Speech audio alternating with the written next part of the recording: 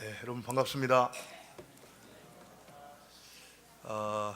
이당 안병욱 선생님께서 늘 만남에는 철학 그 이상의 것이 있다 이런 말씀을 자주 하셨습니다. 우리가 살아가면서 많은 만남들을 경험하게 되는데요.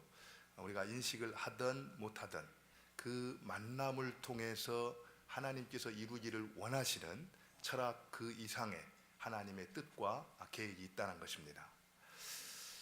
그 많은 나라 가운데서 대한민국, 또 대한민국 가운데서도 서울에서도 이 방배동에 있는 새순교회로 하나님께서 우리를 만나게 하신 데에는 철학 그 이상의 하나님의 분명한 계획과 뜻이 있다는 것입니다. 그런 의미에서 우리는 보통 사회가 아닙니다. 하나님의 특별한 뜻과 그 계획을 이루기 위해서 하나님께서 만나게 해주시는 그런 사람들이라는 겁니다. 한번 좌우에 계신 분들하고는 그렇게 인사를 한번 나누시면 좋을 것 같아요. 우리는 보통 사회가 아닙니다. 한번 나누시죠. 네. 뭐 보통 사회가 아니라고만 이렇게 하시면 좀 그러니까요. 내일 나누고자 하는 내용이 열방에 복이 되는 백성인데 한번 또 이렇게 나누시면 좋을 것 같아요. 당신은 열방에 복이 되는 백성입니다.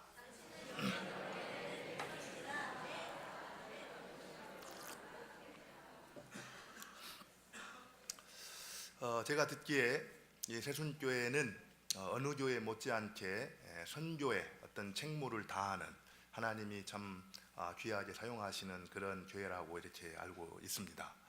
제가 이 자리에 와서 여러분들에게 선교를 이렇게 해라, 저렇게 해라, 이럴 형편은 못 되는 것 같습니다.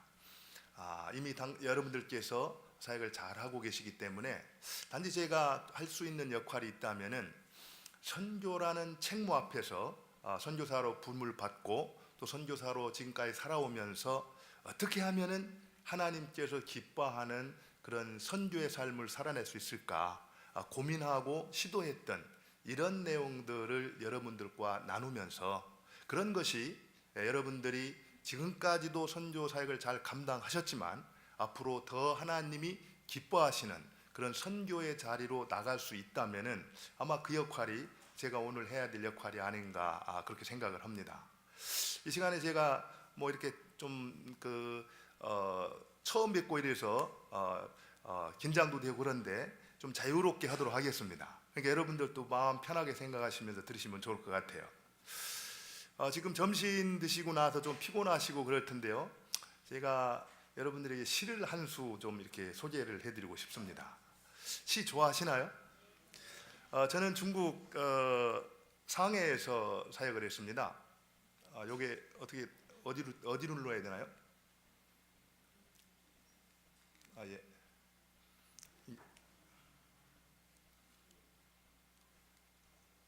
이게 안 넘어가네요. 넘어왔습니까? 예.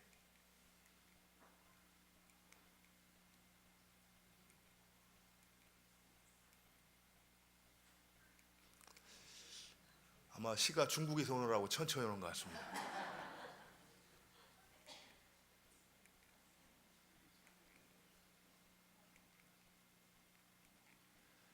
뭐 방송실에서 넘겨도 좋을 것 같습니다. 어디서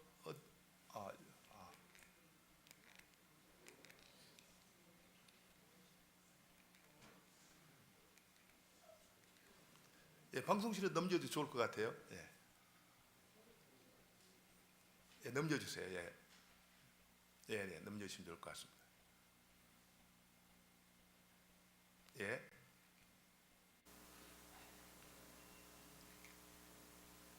예. 이 시는요, 제가 상해에서 사역을 했는데 상해에 가면 여러분들 상해 임시정부가 있습니다. 그 임시정부에 가면은 우리 김구 선생님께서 이렇게 가장 애송했다라고 하는 답설이라는 시입니다. 저게 이제 김구 선생님 직접 이렇게 친필로 쓰신 내용인데 잘 무슨 내용인지 잘 모르시겠죠? 제가 뭐 이렇게 잠깐 소개해드리면은요, 타쉐 예종취 이렇게 얘기합니다. 그 얘기는 눈 덮인 들길을 걸어갈 때 뿌시 후루안싱 모름지기 함부로 걷지 말라.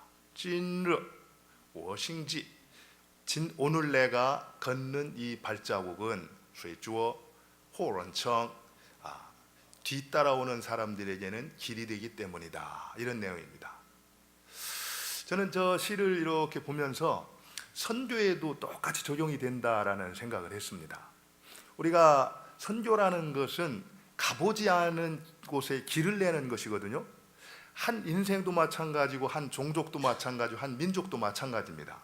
누군가 예수님을 영접하고 나서 이제 이전과는 다른 이제 그리스도인으로서 예수를 따라가는 인생을 살아갈 때 그 길은 지금까지 살아왔던 것과는 다른 길입니다.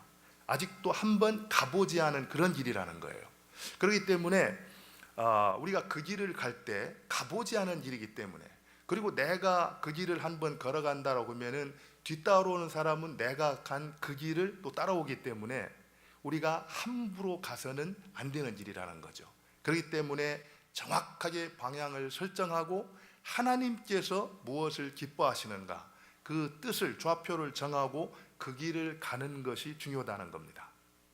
사실 제가 중국에 가서 임시정부를 자주 이렇게 갔었는데 그곳에 갈 때마다 그 임시정부와 선교를 많이 묵상을 했어요. 무슨 얘기냐면은 여러분들 임시정부 가보신 분 계시겠지만 그렇게 뭐 정부 청사는 아닙니다. 가보면은 그저 이렇게 보통 사람들이 사는 주택이에요. 조그마한 집입니다. 그런데 그곳에서 나라의 광복과 회복이라는 그 꿈을 품고 뜻을 품고 충성을 다했던 그분들의 헌신이 있었기 때문에 우리가 광복이라는 그런 열매를 얻을 수가 있었다는 거죠. 그래서 저는 그걸 보면서 선교라는 것도 꼭 덩치가 크고 많은 사람이라야 하나님이 기뻐하는 어떤 선교를 해내는 것은 아니라는 생각이었습니다. 한 사람이 되더라도 하나님이 정말 기뻐하시는 그 헌신을 드릴 때 세상은 바뀔 수가 있다라는 거죠. 그래서 제가 저 답서를 이렇게 생각을 하면서 우리 인생도 마찬가지 같아요. 우리가 지금 참 바쁜 그런 시간들을 살아가고 있지 않습니까? 그래서 그냥 진득히 기도하면서 하나님의 뜻을 기다릴 수 있도록 우리를 내버려 두질 않죠. 항상 빨리 우리로 하여금 그저 조금 기다리고 있노라 하면은 시간 낭비고 또 자신을 도태시킨다고 생각하기 때문에 뭔가를 위해서 끊임없이 움직여야 하는 이런 이 강박관념이 우리를 진득하게 이렇게 기다릴 수 없도록 만드는데, 그런 세상 가운데에서도 우리가 꼭 붙들어야 될 한 가지 원리가 있다라고 한다면은 속도보다 방향이 더 중요하다는 것입니다. 사실 제가 왜 이런 말씀을 드리냐면은 처음 제가 1999년에 선교사로 싱가포르에 이제 파송을 받고 사역을 시작하면서 늘 제 마음 가운데 이렇게 흔들림 없이 붙들었던 원리이기도 합니다. 내가 뭔가를 열심히 빨리 해가지고 성과를 내야 되겠다 이런 것보다는 정말 하나님께서 기뻐하는 뜻이 무엇인가, 또 하나님께서 옳다라고 인정하는 길이 어떤 길인가, 그런 것들을 생각하면서 그저 주님을 따라가는 것, 아마 그것이 제가 걸어왔던 이제 길이 아닌가 싶습니다. 그러는 가운데 하나님께서 은혜를 주셔서 이렇게 참 열매도 있었고 또 어떤 때는 실수하기도 하고, 그런 것들을 잠깐 여러분들하고 이렇게 나누면서 우리가 하나님께서 기뻐하시는 그 선교를 위해서 좀 생각할 수 있는 그런 시간이 이렇게 됐으면 좋겠습니다. 사실 제가 1999년에 싱가포르로 이제 파송을 받았어요. 그때도 사실 저는 중국 선교에 헌신을 했고, 사실 나가기 전에 이제 한국으로 이렇게 한약팔로 들어왔던 중국 분들 있잖아요. 열심히 전도를 했습니다. 그러면서 중국으로 빨리 나가기를 원했고, 또 교회에서 그렇게 파송하기로 결정을 하고 다 됐는데 갑자기 싱가포르에서 이제 연락이 온 거예요. 싱가포르에 있는 한인교회에서 좀 이렇게 담임 목회자로 와달라는 요청을 받았습니다. 그래서 저는 처음에는 시간 낭비다 생각하기 때문에 대학원에 거절을 했죠. 그런데 그쪽에서 계속 이제 연락이 와가지고 또 우리가 어떤 이런 그 요청이 있을 때는 내가 생각하는 뜻은 오른쪽이었지만 또 하나님께서는 또 좌쪽으로 이렇게 이끄실 수도 있다. 이런 마음을 가지고 기도하는 가운데 현장을 한번 가봤습니다. 갔는데 교회의 상황은 아주 이렇게 최악이었습니다. 제가 처음 교회에 부임했을 때는 20명이 안 됐죠. 정확히 18명이었습니다. 그리고 이렇게 다투고 이렇게 어려움이 있어가지고 상처가 많은 이제 그런 상황이었어요. 근데 제가 싱가포르에 가서 싱가포르 상황을 한번 봤습니다. 여러분들 싱가포르이 어떤 나라입니까? 선교적으로는 아시아의 안디옥이라 이렇게 얘기를 합니다. 선교적으로 국제 선교단체나 샌딩 베이스가 그쪽에 있고요. 허브와 같이 현장 이 선교 현지로 나가는 어떤 거점과 같은 아주 중요한 도시입니다. 그리고 제가 특별히 마음에 이렇게 와닿던 것은 싱가포르의 정보를 보면서 75%가 화교라는 겁니다. 그래서 여러분들 생각해 보세요. 화교는 중국 사람들 아닙니까? 저는 중국으로 이제 나가려고 했는데, 그리고 선교적으로 굉장히 중요한 허브라는, 그래서 이게 중국 선교 연결이 되는 거예요. 그래서 하나님께서 계획과 뜻이 있는가 보다 생각을 하고 이제 싱가포르로 이제 가게 됐는데요. 싱가포르에 가서 처음에 했던 일들이 다른 게 아니었습니다. 이제 사람을 세우는 거였죠. 결국 교단에서도 그러고 파송교회에서도 그러고 정말 그곳에 건강한 선교적 교회가 세워진다면은 한국에서 이제 현장으로 나가는데 교두부의 역할을 할 수 있는 중요한 거점이 될 수 있다, 이런 얘기를 했는데, 말은 좋죠, 그죠? 뭐 그런 교회가 세워지면 좋잖아요, 그죠? 근데 그런 교회가 거저로 세워지진 않잖아요, 그죠? 그런 의미에서 처음에 했던 일이 사람을 세우는 일이었습니다. 사실 이엔 바운즈가 그런 얘기를 했어요. 세상은 좋은 방법을 찾고 있지만 하나님께서는 좋은 사람을 찾고 계시다. 사람이 하나님의 방법이라는 거죠. 사람이 준비되지 않는데 선교는 있을 수가 없는 겁니다. 우리가 좋은 하나님의 사람이 되기 전까지 우리는 좋은 선교를 감당할 수가 없다라는 거죠. 하나님의 은혜로 이제 제가 만 7년 그쪽에서 사역을 하는 가운데 정말 이렇게 건강한 이제 교회로 하나님이 세워 주셨고요. 저는 그곳에 갔던 미션이 이제 완성됐다고 생각이 돼서 이제 그 교회를 사임하고 이제 중국으로 이렇게 떠나게 되었습니다. 근데 그 교회는 지금도 이제 세계 각국에서 이렇게 오는 젊은 그 아주 굉장히 지금은 뭐 이렇게 외적으로는 뭐 질적으로도 마찬가지지만 동남아에서 가장 큰 공동체가 돼가지고 많은 사람들이 거기 와서 훈련을 받고 이제 세계 각국으로 흩어지는 그런 이제 일들을 감당하고 있죠. 그러고 나서 이제 잠시 막간을 가졌습니다. 이제 캐나다에서 기독교 세계관 대학원에서 중국으로 들어가기 전에 문화에 대한 좀 공부를 필요하겠다 생각이 들어서 이제 세계관을 공부하는 가운데 거기서 잠시 이 신학교회를 공부할 수 있는 기회가 있었습니다. 여러분들 이 성경에 나와 있는 사도행전의 교회, 이 신약의 교회와 지금 우리의 교회가 같은가요? 다른가요? 저는 그 신약교회를 공부하면서 현재 우리가 출사가고 살아가고 있는 현대 교회와 신약 교회가 아주 간격이 크다라는 걸 발견했습니다. 신약 교회는 그렇게 폼나고 이렇게 좋은 조직도 갖고 있지 않았지만, 그렇지만 세상을 뒤엎어 놓는 놀라운 역사가 있었잖아요. 그런데 왜 지금 우리 현대 교회는 그런 능력들이 없을까? 그러는 가운데 신약 교회를 공부하면서 신약 교회는 지금은 교회 생활하는 모든 것들이 다 특수한 형식이 됐잖아요. 예배는 교회당에 와야 되고, 또 교회 와서 또 우리가 예배라는 것이 삶이 아니고 뭡니까? 또 이렇게 셀레브레이션으로 형식을 가지고 드리는 것이고, 그렇지만 신약교회는 모든 것이 삶이었습니다. 가정에서든지 어디에서든지 우리가 얼마든지 하나님을 예배할 수 있었고, 또 삶이 예배고 예배가 삶이었어요. 일상이 바로 삶이었던 신앙이었다는 겁니다. 그런 것들을 공부하면서 중국에 들어가서 해야 될 사역은 어떻게 하면은 삶과 신앙을 통합해서 또 내가 하고 있는 그 일을 통해서 어떻게 하나님을 섬길 것인가, 이런 부분들에 대해서 준비하는 시간이었습니다. 그리고 이제 중국에 들어가서 사역을 시작을 했는데요. 중국에 가서 첫 번째로 했던 일은 도시 가정교회 지도자들을 훈련하는 일이었습니다. 제가 지금 얘기를 드리는 것은 속도와 방향에 관한 얘기입니다. 왜 제가 방향을 소중히 하겠는가를 말씀을 드리는 거예요. 실제로 중국에 가서 교회를 개척하고 복음을 전하는 일도 할 수 있습니다. 그러나 현재 중국은 인구의 7% 이상이 크리스천이라고 그런 얘기를 합니다. 이미 중국 교회가 해외로 선교사를 보내기 시작을 했습니다. 그렇다라고 한다면은 우리 선교사들이 중국에 들어가서 해야 될 일이 무엇일까? 물론 가서 복음을 전하는 일도 해야 되겠죠. 그렇지만 전략적으로 봤을 때 결국 중국 교회에 필요하지만 중국 교회가 지금 할 수 없는 그 일이 있기 때문에 하나님께서 밖에서 선교사들을 그 땅에 보내서 그 일을 행하기를 원하신다라는 거죠. 그런 의미에서 처음부터 들어갈 때 무슨 일을 행하실 것인가 기도하는 가운데 중국 교회의 가장 중요한 사역 세 가지가 있습니다. 하나는 지도자 훈련입니다.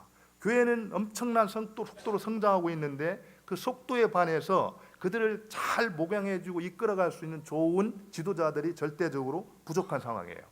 또 한 가지는 중국 교회 소수민족이 많습니다. 지금 50 몇 개 소수민족 이렇게 얘기를 하는데요. 사실은 560개 이상의 소수민족이 있다 그럽니다. 결국에 소수민족들은 다수가 접근해서는 한족들이 접근하는 데 굉장히 한계가 있습니다.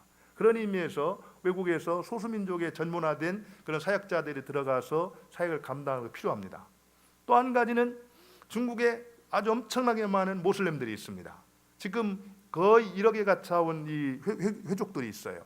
결국에 이 회족들, 모슬렘들에게 복음을 전하기 위해 여전히 선교사가 필요한 그런 상황입니다. 그 가운데 하나님께서 저에게 맡기셨던 것은 지도자를 훈련하는 일이었습니다. 특별히 상해라는 대도시에 가서 그 나라에 어떤 영향을 끼칠 수 있는 정말 도시에서 살아가고 있는 이 계층들에게 이 훈련을 그 지도자 훈련하는 일이었어요. 그래가지고 들어가서 이제 그 가정교회 지도자 훈련을 했는데요. 그 지도자 훈련의 핵심이 그겁니다. 이전에는 신학교에서 와가지고 지도자 훈련을 많이 시도를 했다 그래요. 그러나 그것이 맞지 않았다는 겁니다. 왜 그러냐면은 현장 중심의 사역이 아니었다는 거죠. 저희들은 들어가서 일과 신앙의 통합. 그래서 우리의 이 신앙생활은 일상에 초점을 둬야 된다는 거기에 초점을 맞춰서 사역을 했고 또 하나님의 은혜로 좋은 사람들과 이렇게 협력이 돼서 계속적으로 이 사역을 이제 감당할 수가 있었습니다. 네, 지금 뭐 이제 이 그 지도자 훈련을 한 이제 그림들인데요. 감사하게 이 지도자 훈련을 하면서 또 이렇게 깨닫게 되는 것은 하나님이 네트워크의 하나님이다. 제가 싱가포르에서 이제 목회를 했고 또 이 싱가포르 바이블 컬리지에서 공부를 했는데요. 그 싱가포르 바이블 컬리지는 중국의 가정교회 지도자들이 와서 공부를 하는 이제 학교입니다. 그래서 그때 만났던 지도자들하고 네트워킹이 돼가지고 상해에 들어가서 좋은 이제 이 동역을 할 수가 있었죠. 그러면서 중국에 들어가서 이제 뭐 여기 이 비즈니스 미션이 있는데요. 사실은 제가 중국에 들어가 가지고 비자 때문에 한 1년 반 정도 이제 그 언어를 하고 나서 어떤 한 지인이 운영하는 회사에 비자를 이제 부탁을 드렸습니다. 제가 학부 때 국제무역을 했기 때문에 다른 건 몰라도 통관 업무 정도는 도와줄 수 있으니까 좀 비자를 좀 해결해 주십시오. 이렇게 부탁을 드렸더니 그 지인이 비자는 문제가 안 되는데 할 수만 있으면은 와서 회사를 좀 운영을 해줄 수 없겠냐고 이렇게 부탁을 했습니다. 처음에는 아이고 저는 여기 온 목적이 그게 아니기 때문에 아닙니다. 이제 거절을 했어요. 그런데 계속해서 이제 부탁을 하는 겁니다. 그 오너가 현장에 있을 수가 없는 분이었고 그 지금 대표로 있는 분은 중국어가 안 돼가지고 이제 조선족 통역을 통해서 일을 하다 보니까 굉장히 어려움을 겪고 있었습니다.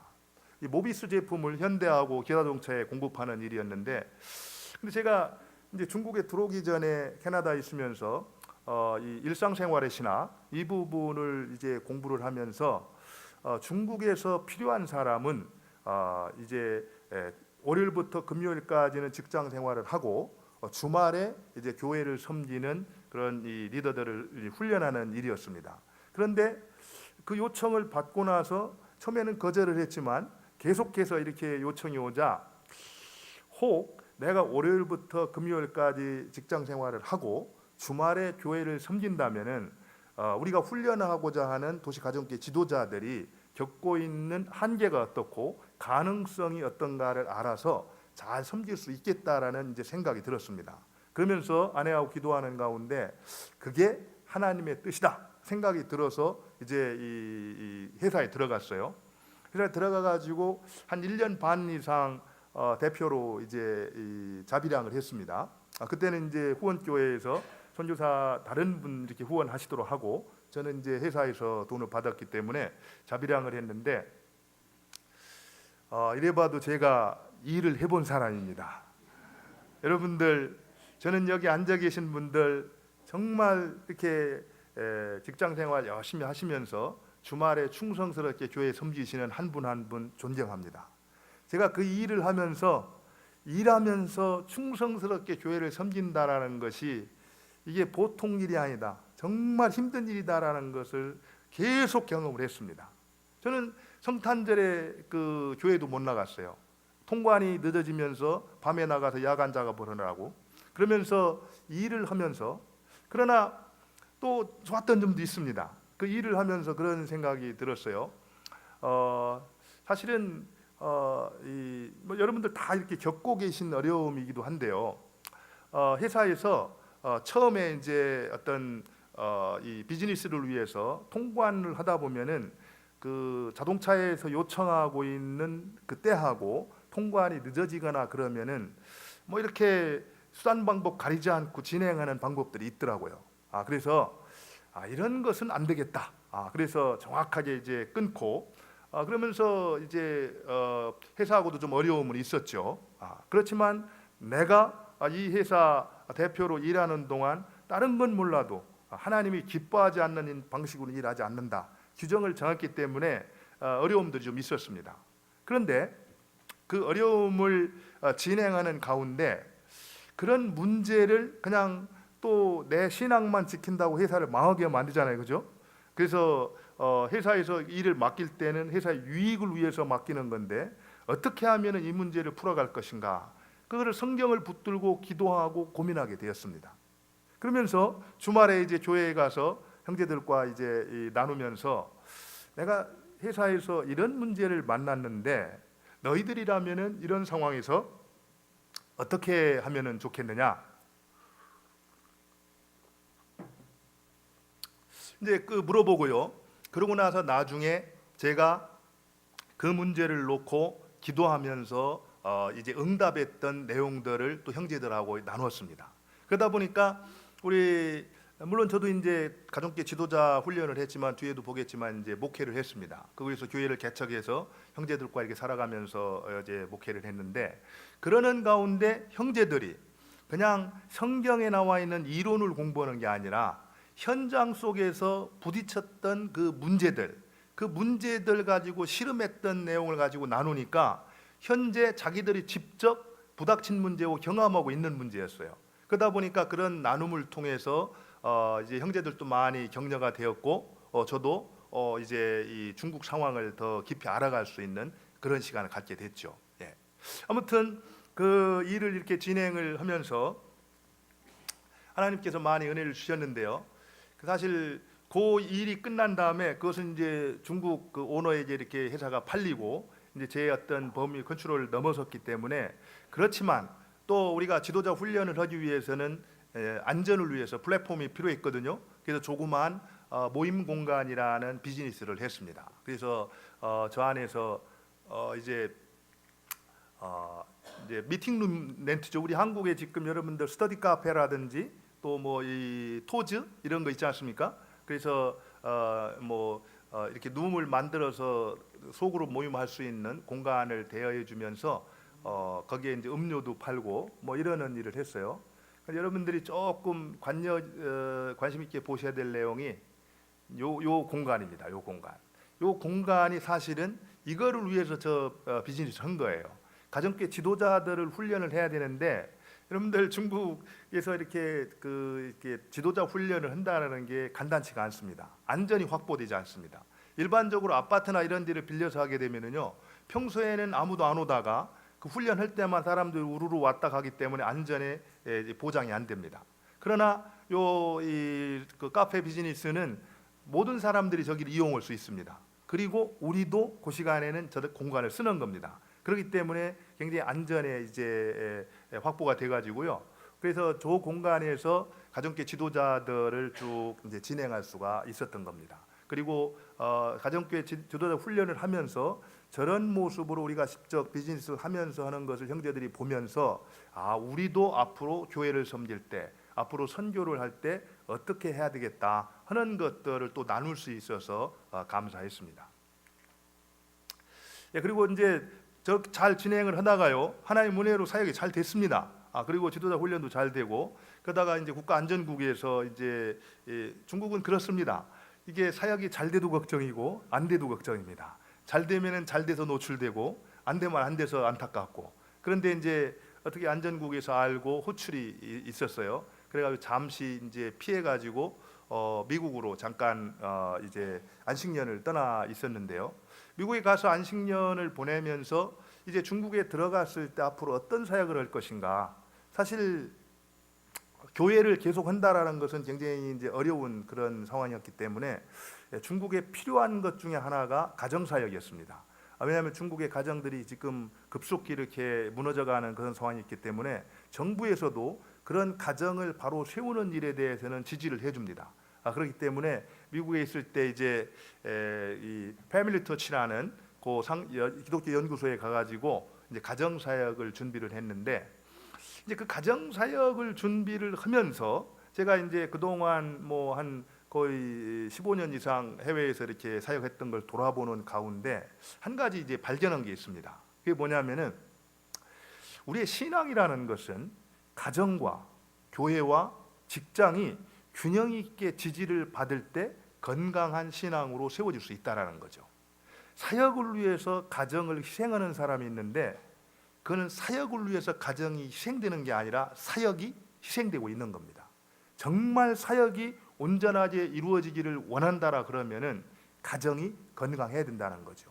그래서 어떻게 하면은 가정과 교회와 직장이 균형 있게 지지를 받을 수 있는가, 이런 부분들 생각을 하면서 선교라는 것은 총체적인 선교가 돼야 된다, 이런 것들을 이제 발견을 하고 이제 준비를 하고 중국으로 들어갔어요.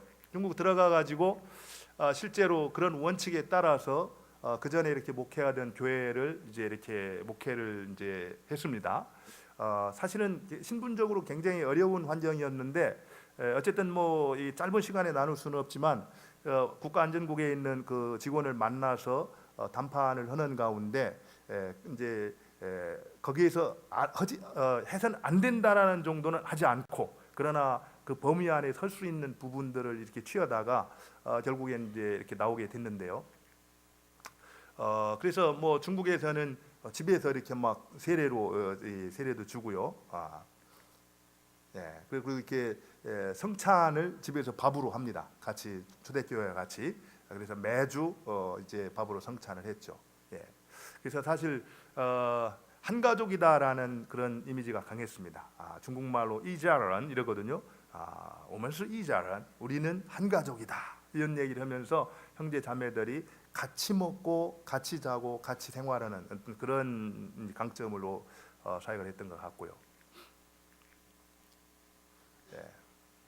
이제 그러는 가운데 이제 아기들 뭐 더 이상 대학가에서 사역을 시작을 했는데 이제 대학을 졸업하고 직장을 잡고 결혼을 하고, 그래서 이제 처음에는 대학가에서 시작하다가 나올 때는 이제 결혼해서 아기가 8가족이 생겼어요. 이렇게 이제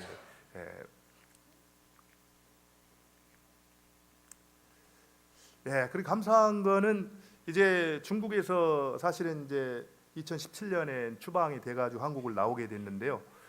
그때 이제 나오면서 우리가 이렇게 하고 있던 사역을 누구에게인가 이렇게 인계를 해야 되잖아요.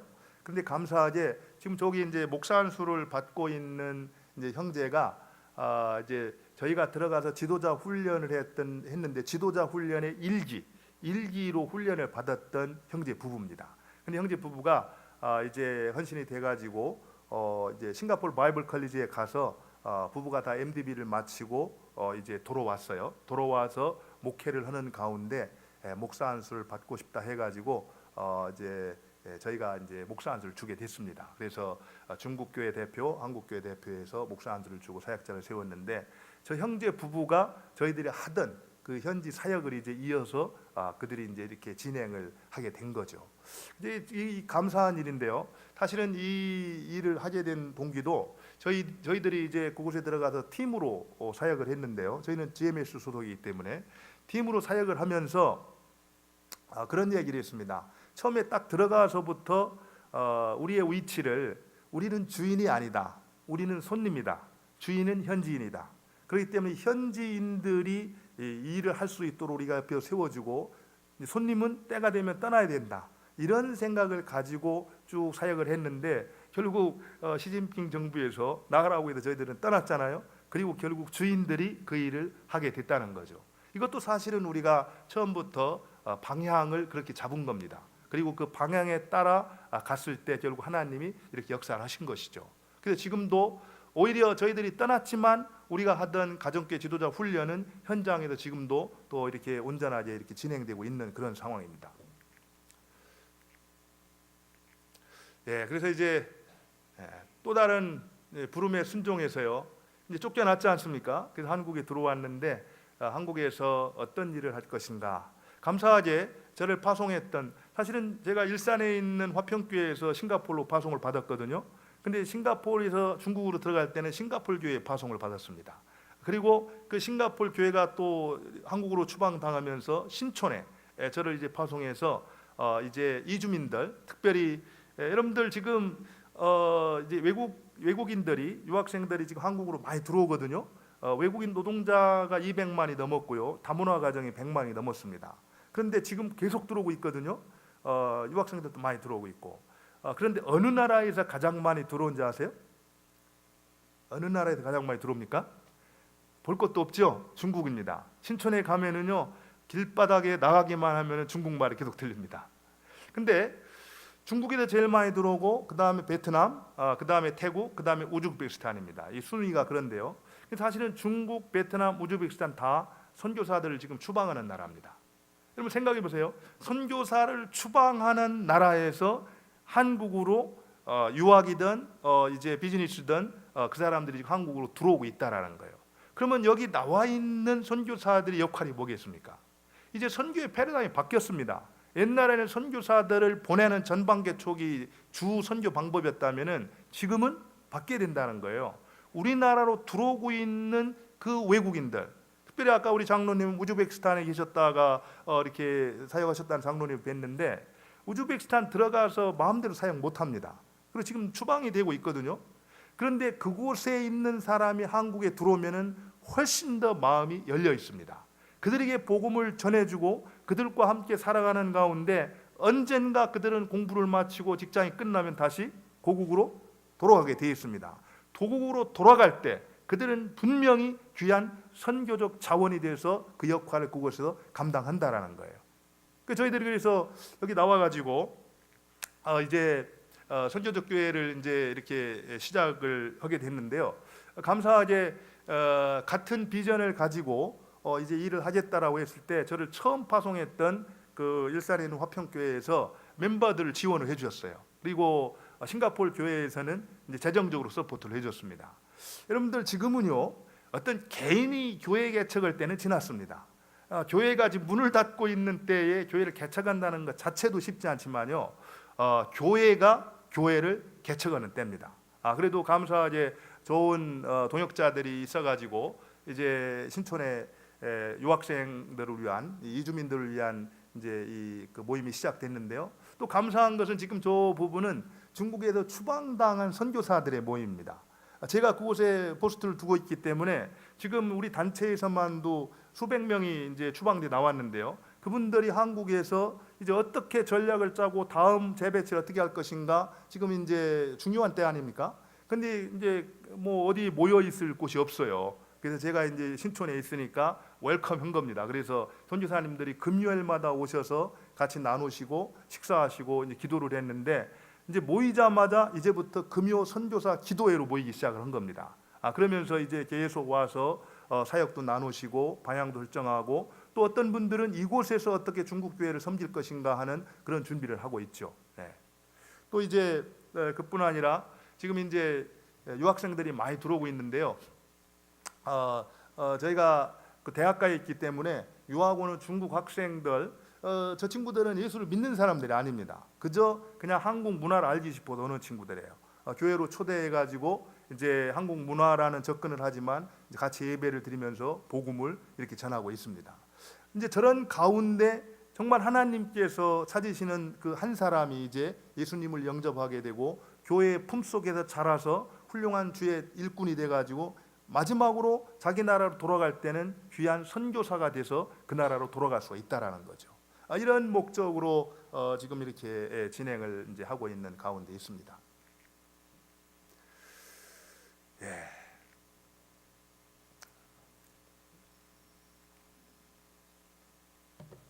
조금 좀 소개가 이렇게 좀 길었는데요. 이 시간에 우리는 이 선교라는 주제로 모였습니다. 선교는 참으로 영광스럽고 위대한 일입니다. 실제로 사도 바울이 마케도니아 환상을 보면서 건너와서 우리를 도우라는 그 말씀을 듣고 이제 선교의 방향을 아시아에서 이제 유럽으로 돌리게 됩니다. 그리고 배를 타고 에게해를 건너서 유럽으로 건너가게 되는데, 역사가 아놀드 토인비는 얘기하기를 사도 바울이 탔던 그 배에는 유럽의 운명이 달려 있었다, 이렇게 얘기를 하고 있습니다. 실제적으로요, 바울이 전해준 복음을 듣고 노마가 변화되었습니다. 바울이 전해준 복음을 듣고 야만인이었던 게르만족이 변화가 되었습니다. 바울이 전해준 복음을 듣고 바이킹의 후손이었던 잉글랜드가 신사의 나라로 바뀌었다라는 것이에요. 복음이 전해지는 곳마다 생명과 화해와 회복의 역사가 일어났다라는 것입니다. 이와 같은 위대한 이 선교에 하나님께서 우리를 부르셨다라는 것은, 이것은 영광스러운 일이고 축복이 아닐 수 없다라는 겁니다. 여러분 어떻게 생각하세요? 하나님이 이 영광스러운 자리에 우리를 선교로 부르셨다라는 거, 그런 의미에서 여러분들 서로 축하하셔야 됩니다. 하나님께서 그 영광스러운 자리에 불러주신 것을 축하드립니다. 한번 인사하시기 바랍니다.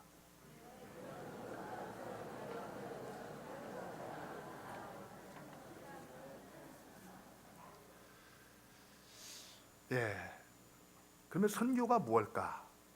사실은 이 선교에 관해서 이 교파를 떠나서 모두가 인정하는 가장 탁월한 책으로 인정받는 책이 크리스토퍼 라이트 하나님의 선교라는 책입니다.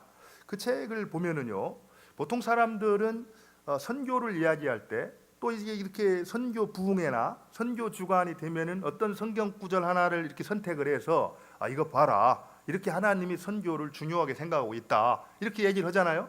그런데 이 크리스토퍼 라이트 이분은 구약학자였습니다. 근데 성경을 창세기부터 쭉 찬찬히 연구하는 가운데 한 가지 놀라운 사실을 발견한 거예요. 성경의 어느 부분에서 선교의 어떤 중요성을 얘기하고 있는 것이 아니라 창세기부터 계시록까지 성경 전체의 내용이 선교 이야기더라는 거예요. 그렇기 때문에 우리가 성경을 볼 때 선교적 관점에서 성경을 보지 않는다라고 그러면은 성경을 제대로 풀어낼 수가 없다라는 겁니다. 그러면서 크리스토퍼 라이트 분명히 이야기합니다. 선교는 누구의 선교다? 하나님의 선교라, 이렇게 얘기하고 있습니다. 선교의 주체가 하나님이라는 겁니다. 하나님이 선교를 계획하시고 선교를 시작하시고 선교를 완성하신다라는 거예요. 그렇기 때문에 선교는 하나님의 선교다. 특별히 이 선교라는 얘기를 할 때 우리가 이 단수와 복수를 좀 이해할 필요가 있는데요. 이 하나님의 선교, 미션, 이 대문자 임이 되면 단수입니다. 이거는 뭘 말하냐면은 하나님께서 죄로 인하여서 이제 타락한 이 우주 만물, 다시 말하면 인류뿐만 아니라 하나님의 피조 세계, 이 모든 것들을 다시 온전하게 회복하기를 원하는, 구속하고 회복하는 것을 선교다, 이렇게 말하고 있습니다. 우주 만물의 구속과 회복, 원래 하나님이 창조하셨던 질서와 조화가 충만했던 그 세상을 다시 회복하는 것이 하나님의 선교라는 거예요. 그리고 그것에는 우리 모두가 책무를 져야 된다는 겁니다. 그런데 우리가 흔히 선교를 얘기할 때는 그 가운데 소문자, 미션스, 이 소문자 복수로서의 선교를 얘기하는 거죠. 그 얘기는요, 우주 만물의 구속과 회복이라는 이 하나님의 선교를 이루기 위해서 우리가 취할 수 있는 어떤 사역, 이런 것들을 보통 선교라고 합니다. 그 가운데 해외 선교라는 것이 있는 겁니다. 어쨌든 이 선교를 하나님의 선교다 이렇게 말을 하면서, 그럼 우리가 그런 질문을 할 수 있잖아요. 하나님이 선교를 계획하시고 하나님이 선교를 시작하시고 하나님이 선교를 완성하신다. 그렇다라고 하면은 우리의 역할은 무엇인가?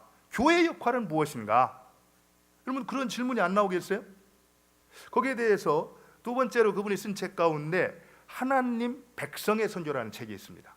사실 저희가 교회를 이렇게 개척을 하면서 교회론 공부할 때 우리는 그 책을 스터디를 했거든요. 근데 그 책에서 뭐라고 말하냐면은, 하나님께서 이제 선교의 주체가 되시고 주인이 되셔서 선교를 계획하고 시작하고 완성을 해 가시는데, 하나님이 그 일을 누구를 통해서 하신다라는 거예요? 교회를 통해서 그 일을 하신다라는 겁니다. 그렇기 때문에 교회의 사명은, 교회의 본질적인 사명은 뭐라는 거예요? 선교라는 것이에요. 교회가 순종하지 않을 때 하나님의 선교는 성취될 수가 없다라는 겁니다. 그러면서 교회가 본질적으로 감당할 사명이 선교인데, 구체적으로 교회가 해야 될 선교가 무엇이냐, 이렇게 말할 때 크리스토퍼가 그런 얘기를 합니다. 하나님께서 예수 그리스도를 통해서 행하신 위대한 일을 선포하는 것이다. 다시 말하면은 온전한 복음을 온 세상에 증거하는 것이다. 이렇게 말을 하고 있어요. 온전한 복음을 온 세상에 증거하는 것. 그런데 그 일을 누가 하느냐? 온 교회가 그 일을 감당한다라는 겁니다. 이 얘기는요, 선교라는 것은 특별한 사람의 특별한 일이 될 수가 없다라는 거예요. 어떤 사람들은 선교를 특별한 사람, 누굽니까? 선교사, 선교사의 타이틀을 받고 있는 사람, 그들의 특별한 일, 타문화권에 가서 믿지 않는 사람들의 복음을 전하고 교회를 세우는 일, 이 정도로 생각한다는 겁니다. 그러나 그렇지가 않다라는 거예요. 선교는 온 교회의 책무가 돼야 될 것이고, 또 선교라는 것은 특별한 사람의 특별한 일이 아니라 하나님의 자녀로 부름받은 우리가, 내가 서 있는 그곳에서 내가 할 수 있는 그 일을 통해서 성취해 나가야 될 과제라는 것입니다. 여러분들, 지금 이곳에서 여러분들이 할 수 있는 가장 중요한 선교의 어떤 역할이 뭐겠습니까? 기도입니다. 기도. 여러분들 아십니까? 1727년 8월 13일 한 무리의 공동체가 이제 선교에 헌신을 하게 되는데요, 그들은 이 지금의 체코 땅이죠, 보헤미아에서 가톨릭의 박해를 받아가지고 이제 독일로 이렇게 이주를 하게 됩니다. 작센 지역으로 이주를 하게 되는데, 그때 이제 그들을 받아준 사람이 있어요. 이주민을 받아준 사람이 있습니다. 지금 우리도 외국에서 난민들이 오고 있는데요, 우리가 그들에 대해서 무관심해서는 안 됩니다. 그들을 얼마나 우리가 참 받아주고 보살펴줄 책임이 있는 겁니다. 그때 이제 그들을 받아줬던 사람이 진젠도르프였습니다. 그리고 헤룬트라는 곳에 공동체를 세웠어요. 나중에 그들이 이제 모라비안 공동체가 됩니다. 모라비안 공동체가 진젠도르프의 말씀을 듣는 가운데 성령의 은혜를 받게 됩니다. 성령의 은혜를 받게 되면서 그들이 결단한 것은, 내가 선교지로 나가겠다가 아니라 이제부터 내가 청빈한 삶을 살겠습니다, 이런 헌신을 드렸어요. 청빈한 삶을 살겠다고 헌신을 하고 나서 그들이 했던 일이 무슨 일이냐 합니까? 자기 동족을 위해서, 또 교회를 위해서, 세상 모든 이 영혼들을 위해서 기도하기를 시작했다라는 거예요. 기도하기를 시작하는 가운데 2주가 지난 다음에 24명의 형제, 24명의 자매가 헌신을 해서 하루에 1시간씩 24시간 연속해서 기도하는 일에 헌신하겠습니다. 그 일이 여러분들 몇 년 동안 지속된지 압니까? 24명의 형제와 24명의 자매가 매일 1시간씩 기도를 하겠느라고 헌신을 하고, 그들이 기도하기를 그 뒤로 100년 동안 지속되었습니다. 그리고 그 100년 동안 모라비안 선교는 시작되었고 열매를 맺어갖고 꽃을 피웠다라는 거예요. 그리고 그 기도가 멈췄을 때 그들의 선교도 끝이 났습니다. 지금 이곳에서 우리가 진정으로 하나님이 기뻐하시는 선교를 하기를 원한다라면 내가 서 있는 이곳에서 하나님 앞에 불쌍한 영혼들을 주님 앞에 인도할 수 있도록 해달라고 입을 열어서 밖에 나가 있는 선교사님들을 위해서 그들이 입을 크게 벌려서 하나님의 복음을 담대하게 선포할 수 있도록 해달라고 우리가 기도하는 일이라는 겁니다. 그 기도가 드려질 때 새순교회를 통해서 선교는 시작될 것이고 그 기도가 끊이지 않을 때 선교는 열매를 맺어갈 것입니다. 선교라는 것은 특별한 사람의 특별한 일이 아니라는 거예요. 그렇다면 구체적으로 우리가 어떻게 이 선교의 사명을 감당할 것인가?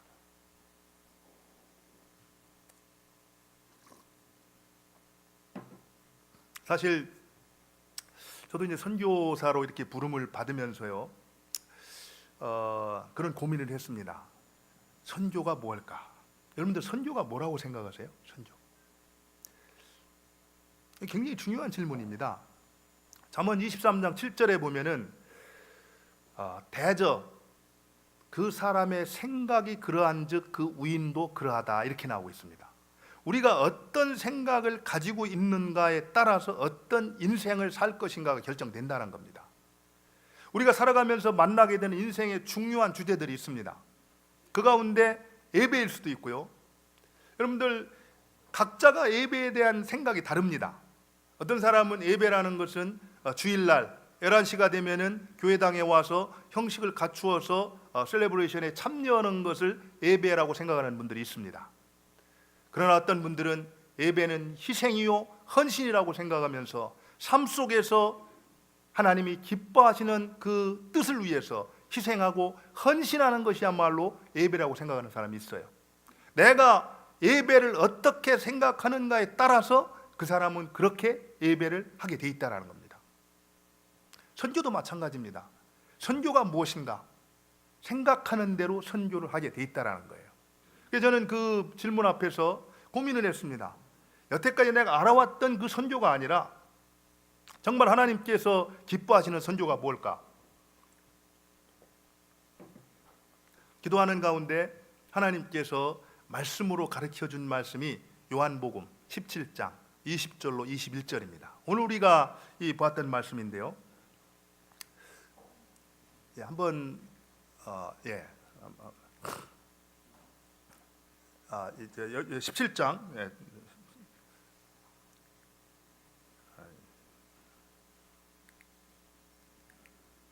17장 요걸 한번 같이 한번 우리 읽었으면 좋겠습니다. 시작.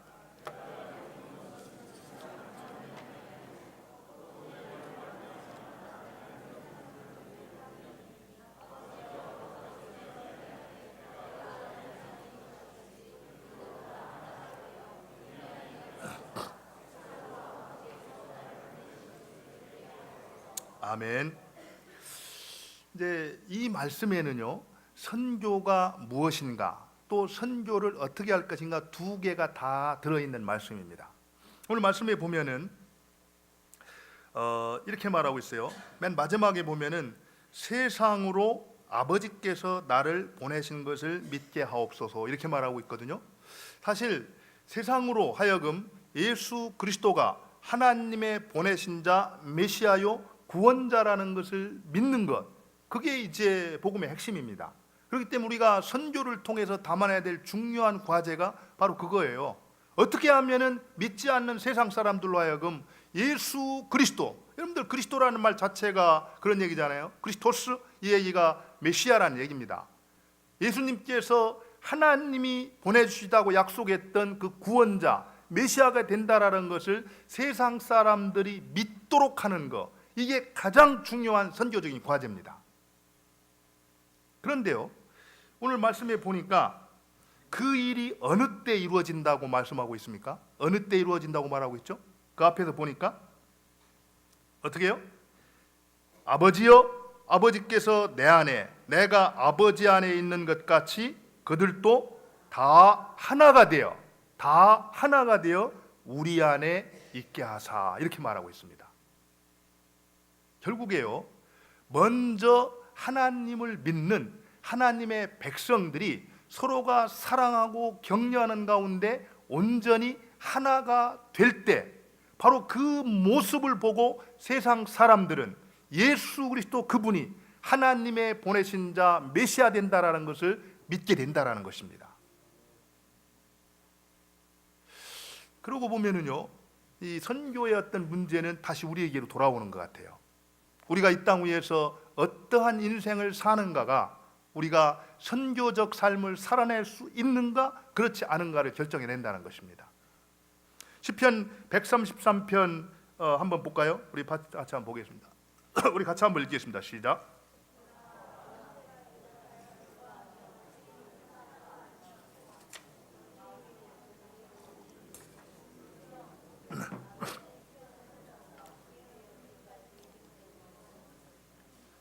이 시편 133편에 보면은요, 보라 형제가 연합하여 동거함이 어찌 그리 선하고 아름다운고 이렇게 나와 있거든요.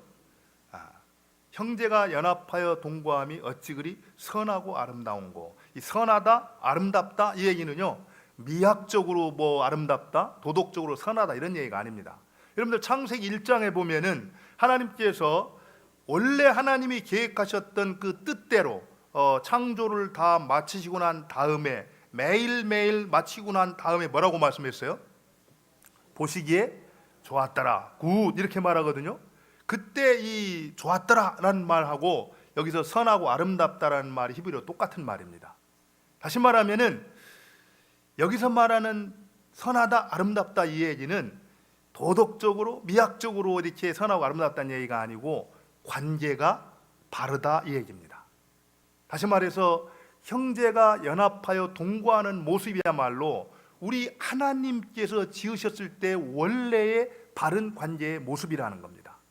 그렇게 형제가 연합해서 바른 관계를 맺고 아름답게 살아갈 때 그 모습이 아름다워서 하나님께서는 그 공동체 위에 뭐 한다는 거예요? 복을 주신다라는 거예요. 여러분들 2절을 보십시오. 보배로운 기름이 수염 곧 아론의 수염에 흘러서 그 옷깃에 내림 같고 헐몬의 이슬이 시온의 산들에 내림 같도다 이 얘기를 하고 있습니다. 내린다라는 동사는 위로부터 밑으로 내리는 겁니다. 이 동사는 하나님께서 그 백성들에게 복을 주실 때 쓰는 동사예요. 다시 말하면은 어떤 공동체에 하나님께서 복을 주신다라는 거예요? 관계가 바른 공동체에 하나님께서 복을 주신다라는 겁니다. 그리고 그 복이 임해야 우리는 그 복을 전달해 줄 수가 있다라는 겁니다.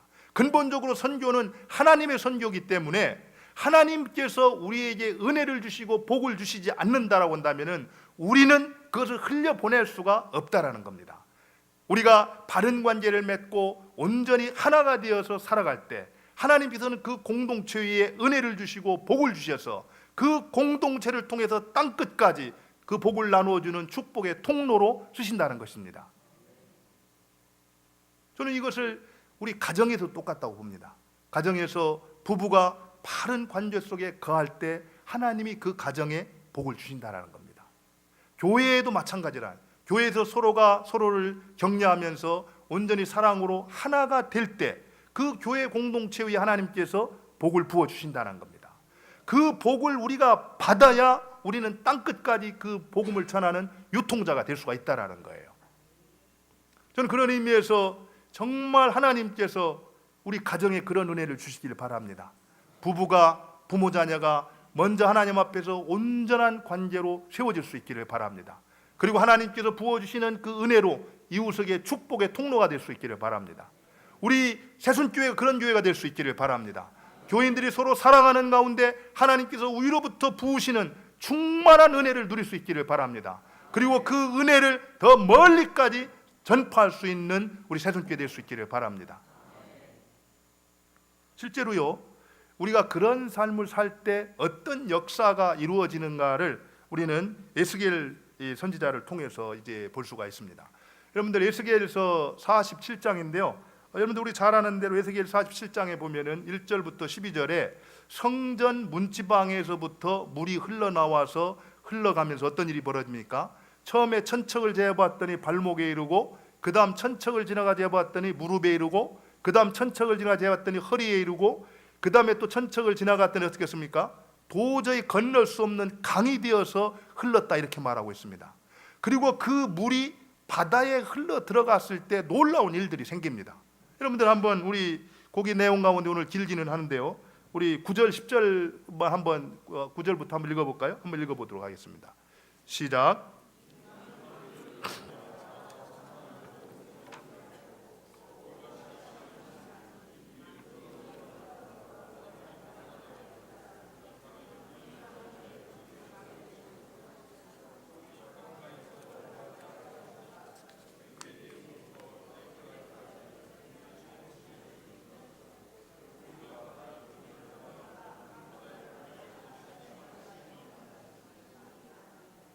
예, 이 말씀에 보면은요, 중요한 것은 그 물이 어디서부터 발원이 됐다라는 거예요.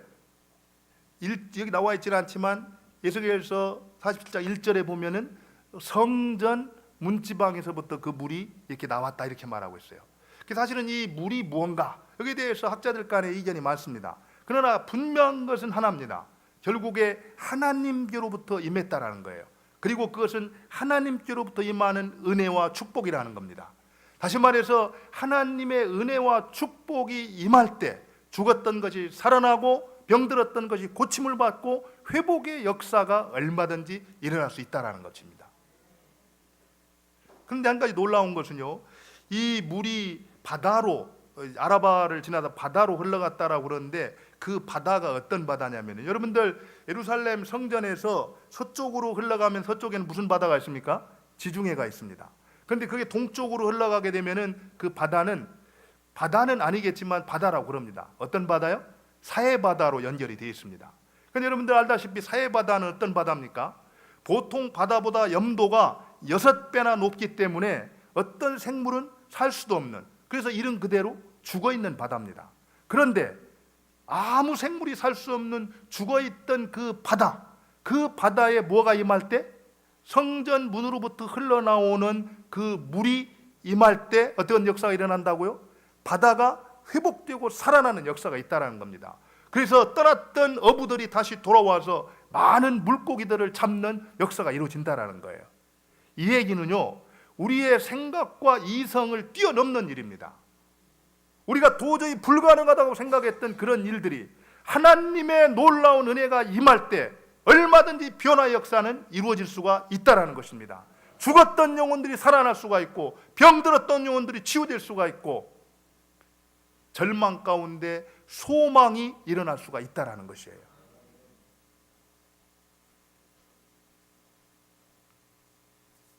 제가 시간이 없어서 잠깐 말씀을 마치고 싶은데요. 제가 섬겼던 교회에 샤오엔 자매라고 자매가 하나 있었어요. 여러분들 알다시피 중국에는 이제 가족 계획으로 한 자녀 낳기 이제 운동이 있었습니다. 지금은 이제 둘도 낳도록 허락하고 점점 이렇게 중국도 인구 감소가 돼가지고 바뀌어가고 있는데, 이제 그 자매는 뭐 여러분들 중국에 가면 빠링오, 지오링오 그러거든요. 빠링 그러면 80입니다. 지오링 그러면 90이고, 그래서 80년대, 90년대 태어난 사람들은 다 그런 사람들이었어요. 하나밖에 없습니다. 실제 여러분들 재미난 이 광경이, 그때는요, 아기를 하나 낳으면은요, 아기 하나에 6명의 어른이 뒤따라갑니다. 무슨 얘기냐면, 아기가 하나 있으면 엄마 아빠가 있잖아요. 그리고 엄마의 엄마 아빠가 있고 아빠의 엄마 아빠, 6명이 하나를 쫓아가고 있습니다. 그래서 보통 우리가 소황제, 소공주 이럽니다. 그래서 공주와 황제처럼 이렇게 대우를 받고 있죠. 그래서 뭐 사회 문제도 이렇게 심각한데요. 이 샤오엔 자매는 그때 태어난 이제 자매인데 이제 변호사였습니다. 근데 이 자매가 똑똑하고 참 괜찮은 자매였어요. 그런데 이 오빠가 태어나면서 등기를 했기 때문에 두 번째로 태어났던 이 자매는 등기를 못한 겁니다. 쉽게 말해서 사람으로 태어났다라고 등록을 정부에 못한 거예요. 벌금을 물기 때문에. 그러고 나서 이제 정부에서 조사를 나오고 그러면 위험하기 때문에 여기를 이제 할머니 집에다 이렇게 보냈습니다. 그래서 6살인가 될 때까지 할머니 집에서 컸다 그래요. 그러니까 할머니 집에서 지내면서 엄마 아빠가 나를 버렸다라는 그 생각으로 큰 상처가 있었습니다. 그런데 이제 나중에 중국에서도 한 10년 이렇게 어간으로 구제하는 시간이 있거든요. 그때 등기 못한 사람들 일제히 이렇게 구제해 주는 그런 시간이 있는데, 그때를 들어서 집으로 왔어요. 집으로 왔는데도 여전히 오빠를 편애하고 자기에 대해서 냉대하는 그 엄마에 대해서 이제 마음이 다치게 된 겁니다. 그러면서 똑똑하고 예쁘고 괜찮은데도 불구하고 마음은 얼음장처럼 차갑게, 그래서 누구한테도 마음을 열어 보이지 아니하고 힘든 그런 시간들을 보냈어요. 그리고 이제 대학을 졸업하고 상해에 직장을 잡아서 온 거죠. 그리고 나서 이제 교회를 오게 되었습니다. 교회를 와가지고 쉘레이라는 형제를 만났어요. 그 형제는 무조건적으로 그 자매를 사랑해 줬습니다. 그리고 교회에 오게 되면은 형제 자매들이 따뜻하게 맞았어요. 여러분들, 제가 얼마로 보이는지 모르겠지만 그래도 그 형제 자매들이 교회를 오면은요, 저희 아들 딸 뭐 이렇게 그 엄마 아빠보다 더 나이가 많거든요. 그런데도 그 형제 자매들은 저하고 아내를 뭐라고 부르냐면은 따제 따거 이렇게 부릅니다. 큰 오빠 큰언니 이렇게 부르는 거예요. 그렇게 우리 지내고 있습니다. 근데 그 얘기를 들으면서 마음이 아프잖아요, 그죠? 그래서 어떻게든지 그런 마음이 회복될 수 있도록 따뜻하게 격려해주고 지지해주고 그러는 가운데 그 공동체 안에서 이 자매의 마음이 이제 회복되기 시작한 거예요. 그러면서 다른 사람에게 사랑을 표현할 줄도 알고 감사할 줄도 알고 그러면서 이제 표현했어요. 그리고 슐레는 형제하고 결혼을 했어요. 그런 다음에 이제 집을 이제 정하게 되는데 어떤 얘기를 현재 합니까? 그 자매가 그러는 거예요.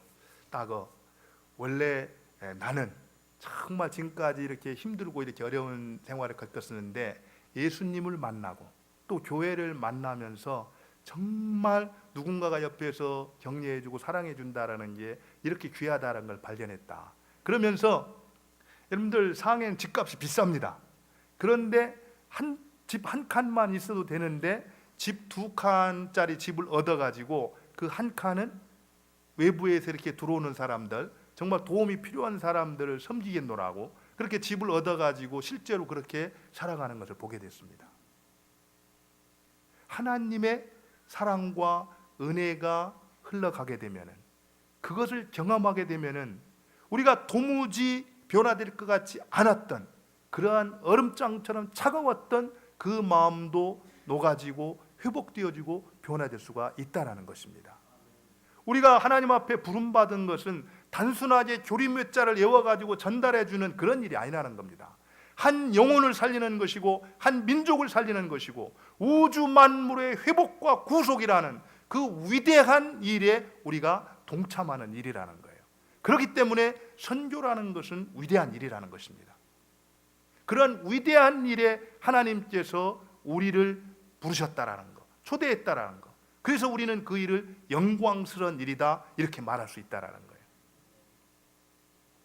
그러나 이 일이 성취되기 위해서 거저로 자동적으로 그렇게 되는 것은 아니라는 겁니다. 헌신이 필요하다라는 거예요.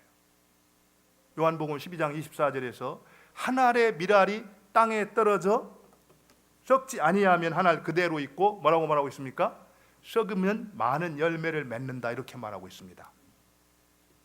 한 사람이 하나님 앞에 드렸던 아름다운 선교적 헌신이 한 나라의 역사를 바꾸는 것을 우리는 교회 역사를 통해서 보았습니다. 패트릭의 헌신을 통해서 영국의 역사의 방향이 바뀌었습니다. 데이빗 브레이너드의 이 헌신을 통해서 아메리카의 이 역사가 바뀌는 걸 보게 됐어요. 또 그리고 우리 조선도 마찬가지입니다. 150년 전 1866년 9월 5일에 한 사람이 대동강변으로 찾아와 가지고 예수, 예수, 예수, 예수를 외치면서 성경책을 전달해주고 복음을 전하다가 조선 관군의 칼에 찔려서 순교를 당한 사람이 있었습니다. 그 사람이 바로 개신교 조선 선교의 최초 선교사였던 로버트 저메인 토마스 선교사였습니다. 그리고 정확하게 19년 뒤에 그의 순교가 있은 뒤 19년 뒤에 언더우드와 아펜젤러가 이 땅에 들어와서 선교의 열매를 거두게 됩니다. 사망과 그늘에 가려있던 조선 땅에 그 한 사람의 희생과 헌신을 통해서 생명의 역사가 시작되게 됐다는 것입니다. 저는 이 시간 여러분들에게 도전합니다. 정말 내가 지금 이 자리에서 할 수 있는 그 일, 그것을 드릴 때 틀림없이 어디선가 생명의 역사는 시작될 것입니다. 내가 가든지 사람을 보내든지, 내가 풀타임 사역자가 되든지 전문인 사역자가 되든지, 내가 하고 있는 직업을 통해서든지 기도를 통해서든지 물질을 통해서든지 내가 할 수 있는 그 역할로 하나님 앞에 헌신을 드릴 때 틀림없이 생명의 역사는 어디선가 시작되어지고 열매를 맺어갈 것입니다. 이 위대한 선교의 부름 앞에 여러분들이 외면치 마시고 어떤 모습으로든지 하나님 앞에 헌신할 수 있기를 바랍니다. 그 헌신을 하나님께서 기뻐 받으시고 여러분들의 그 헌신을 통해서 이 땅 위에 많은 영혼들이 주님 앞에 돌아오고 우주 만물의 구속과 회복이라는 하나님의 계획과 뜻이 성취가 될 것입니다. 이 위대한 일 앞에 우리 같이 한번 기도를 하면서 하나님 앞에 헌신을 드리도록 하겠습니다. 오늘 말씀을